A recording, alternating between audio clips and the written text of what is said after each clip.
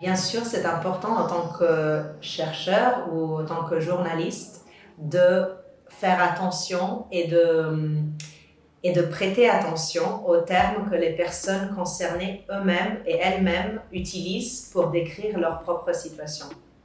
Donc, par exemple, moi, j'ai travaillé à GERGIS de 2015 à 2017 pendant ma thèse de doctorat. Et les jeunes, surtout les jeunes hommes, parlaient de manière très sans problème de la harga et utilisaient le mot haraga pour décrire eux-mêmes et ce qu'ils souhaitaient faire afin d'arriver à s'épanouir dans la vie et à poursuivre leur projet de vie. Alors que par exemple, en parlant avec une amie qui a fait sa thèse de doctorat plutôt à Paris, en France, avec des Tunisiens qui sont arrivés après 2011,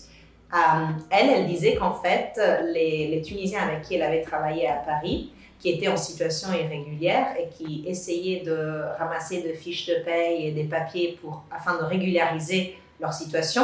eux, par exemple, ils n'aimaient pas du tout s'identifier autant que haraga, parce que pour eux, la harga, c'était quelque chose qu'ils avaient fait dans le passé. Et maintenant, ils étaient dans une autre démarche et ils voulaient devenir des résidents